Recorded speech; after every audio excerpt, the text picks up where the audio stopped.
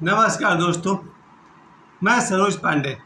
अयोध्या से क्यों हार गई भाजपा, यानी कि बीजेपी पार्टी अयोध्या से क्यों हार गई? मोदी जी ने इतना बड़ा काम करके दिया, भगवान श्री राम का वो भव्य मंदिर बन गया, उसके बाद भी अयोध्या से ही मोदी जी की हार क्यों हो गई? ये बात मुझे कल से ही बहुत ही खल रही है कि इतना लंबा मामला जो वाकई पिछले 50 साल से, 70 साल से, 100 साल से, 500 साल से, कई सालों से लग रहा था कि वो जो अयोध्या के भगवान श्री राम की मंदिर है, वो मंदिर कैसे सुचारू रूप से प्रारंभ हो जाए।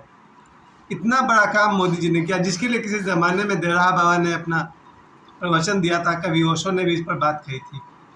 जब इतने बड़े दो महापुरुष मेरी दृष्टि में, देवराहा बाबा और ओशो ने, दोनों ने इस समस्या पर सिर्फ इशारे किए थे कि श्री राम मंदिर कैसे बनेगा, उस काम तक को मोदी जी ने करवा दिया। उसके बाद भी अयोध्या से ही भाजपा हार गई, कैसे? और इतना ही नहीं, पूरे उत्तर प्रदेश से भाजपा हार गई। क्यों? सबके अपने अपने विचार हैं, पर मुझे भी कुछ कहना है। पहली बात कि मैं आपको अयोध्या की कुछ इतिहास याद दिलाऊं। अगर देखा जाए, मैं रामायण से ही बोल रहा हूँ, रामायण के कॉन्टेक्स्ट से ही बोल रहा हूँ।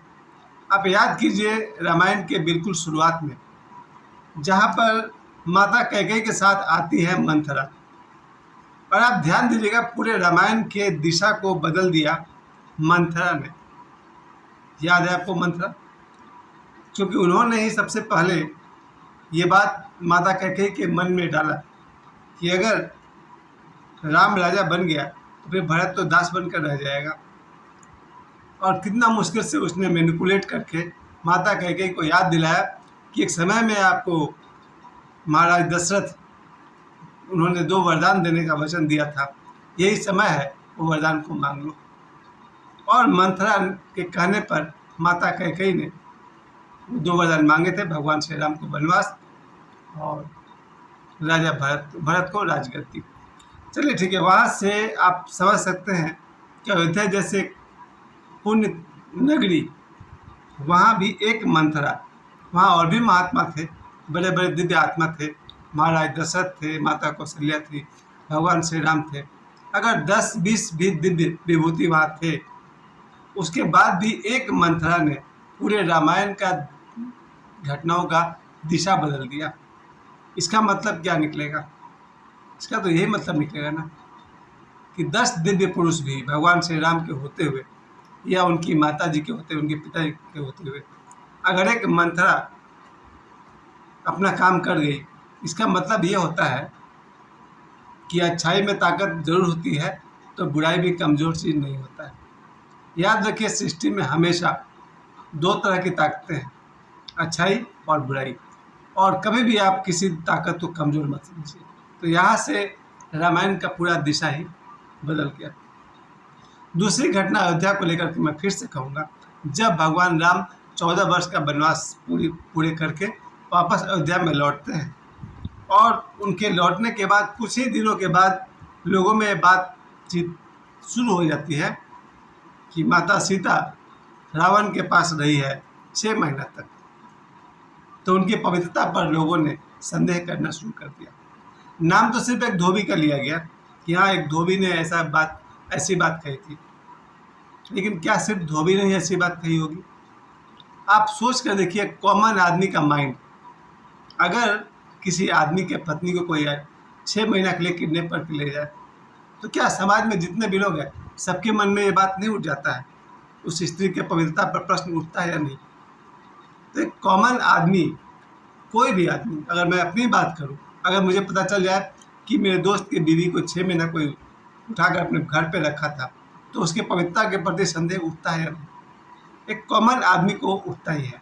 तो याद कीजिए अयोध्या की ये दूसरे घटना को, जहाँ भगवान श्री राम की वापसी होती है और माता सीता के विषय में एक धोबी इस तरह की बात कहता है कि मैं राम नहीं हूँ जो अपनी पत्नी को, जिसको रावण उठाकर ले गया था, वापस अपने घर में रखूँ। यहाँ पर संदेह किया जाता रहा है कि सिर्फ धोबी ने तो कहा था, पर बहुतों के मन में ये बात चल रही थी, और जिसका परिणाम ये हुआ कि माता सीता को अयोध्या से निकालना पड़ा भगवान श्री राम को। ये था अयोध्या का दूसरा मेरी भाषा में अन्याय।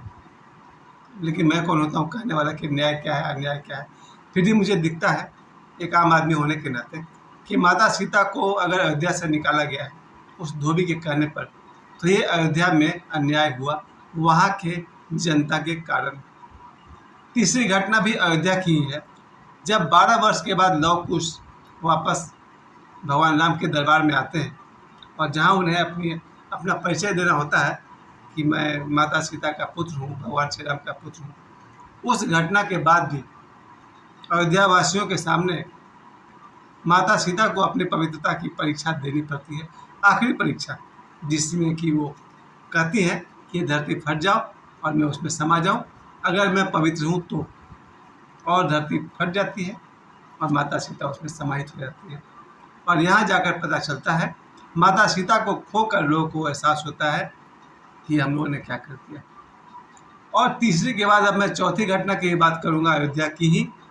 आपने सुना होगा, बहुत कम लोगों को पता है कि लक्ष्मण जी का अंत किस प्रकार हुआ। लक्ष्मण जी का अंत एक तरह का आज की भाषा में कहा जाए तो आत्महत्या थी, सुसाइड था। क्योंकि उस लंबी कथा, बहुत लंबी कथा उसमें, जहाँ काल स्वयं आते हैं भगवान राम के दरबार में और कहते हैं अब लक्ष्मण के जाने का समय हो गया। भगवान श्री राम से वो एक ड्रामा तैयार करते हैं और उस ड्रामा के अंत में लक्ष्मण जी को फांसी की सजा यानी मृत्यु दंड दी जाती है। तो बहुत लंबी कहानी, उसको मैं कम समय में नहीं खा पाऊंगा। जहाँ हनुमान जी आते हैं बचाव में, कहते हैं मृत्यु दंड तो मत दीजिए, इससे अच्छा है कि आप इनका त्याग कर दीजिए, वो मृत्यु दंड के समान है। और जब लक्ष्मण जी की त्याग कर देते हैं भगवान श्री राम, तब लक्ष्मण जी सोचते हैं ये इस जीवन का क्या करना है जिसमें भगवान श्री राम ही हमसे दुखी है। और सरजू में वो जा करके वो जल समाधि ले लेते हैं। अब आप समझिए ये 3 घटनाएं। इसके अलावा एक और गहन बात पर ध्यान दीजिए। उसी अयोध्या में जब लक्ष्मण जी 14 वर्ष के लिए वन चले जाते हैं तो उनकी पत्नी अयोध्या में अकेले रह जाती है। जरा सोच कर देखिए, एक नवविवाहित वर और वधू विवाह के जस्ट बाद ही 14 वर्ष के लिए अलग हो जाए तो क्या ये एक सुखद स्थिति है?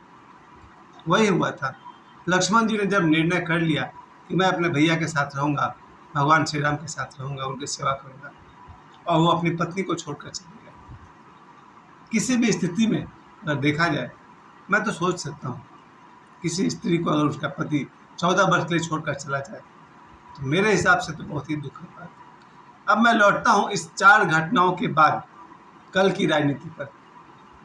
कल जो आपने रिजल्ट देखा चुनाव का, उसमें आपको दिखा कि अयोध्या, जिसका पूरा नाम फैजाबाद से यानी कि अयोध्या से भाजपा हार गई। इसके अलावा पूरे उत्तर प्रदेश से भाजपा को बहुत ही कम सीट मिली। इससे ये दिखाई पड़ता है कि वहाँ के लोग भगवान श्री राम से या उनके मंदिर बनने से कितना ज़्यादा खुश थे या खुश हैं। पर एक दूसरी बात भी कहूँगा, राजनीति, ओशो के अनुसार राजनीति एक बहुत ही कोई बढ़िया खेल नहीं है। कई बार उन्होंने राजनीति पर बहुत उपहास उड़ाया है और मुझे भी पूरे जीवन काल में एक भी राजनीतिक ऐसा नहीं है, महात्मा गांधी से लेकर के माननीय नरेंद्र मोदी तक, जिन्हें मैं ओशो की तरह या दड़ा बाबा की तरह अपना आदर्श कह सकूं। कोई भी राजनीतिक, कोई भी मतलब कोई भी राजनीतिक को मैं अपना आइडियल नहीं बता सकता हूँ। मेरा आइडियल कोई संत हो सकते हैं, लेकिन कोई राजनीतिक पार्टी का बड़ा नेता मेरा आइडियल नहीं है। क्यों? क्योंकि राजनीति में सब एक दूसरे पर, एक विरोधी पार्टियों पर कीचड़ उछलते हैं। ये भी भूल जाते हैं कि समय आने पर आपको उन्हीं की जरूरत पड़ सकती है। आजकल जो बात चल रही है, आज और कल, इसमें ये बात चल रही है कि नरेंद्र मोदी साहब को भी सरकार बनाने के लिए आज नीतीश कुमार साहब की सहयोग की ज़रूरत है। और हम सब जानते हैं कि एक समय में नीतीश कुमार जी के बारे में मोदी जी ने बहुत कुछ कहा था।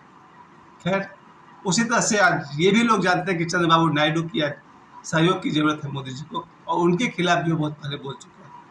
यहाँ मैं इतना ही कहना चाहता हूँ, कोई भी आदमी थोड़ी सी दूरदर्शिता रखे, दूर की दृष्टि रखे, कहीं हमको उससे कभी भविष्य में काम तो नहीं पड़ जाएगा।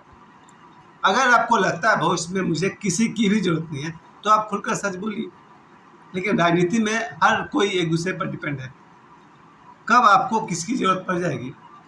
वही हुआ, आज भाजपा को सरकार बनाने के लिए नीतीश कुमार जी की भी ज़रूरत है और चंद्रबाबू नायडू की भी सहयोग की ज़रूरत है। खैर, कुल मिला के तो मैं यही कहूँगा, राजनीति में मेरा कोई आदर्श नहीं है। मैं ओशो को पसंद करता हूँ, देवरा बाबा को पसंद करता हूँ और शायद सभी आध्यात्मिक गुरुओं को पसंद करता हूँ। एट प्रेजेंट मैं बाबा बागेश्वर को पसंद करता हूँ, लेकिन मैं राजनीति में किसी को भी अपना आदर्श नहीं मानता हूँ। भारत का भविष्य उज्ज्वल हो, इसी शुभकामना के साथ मुझे समय देने के लिए आप सभी को बहुत बहुत धन्यवाद। प्रणाम।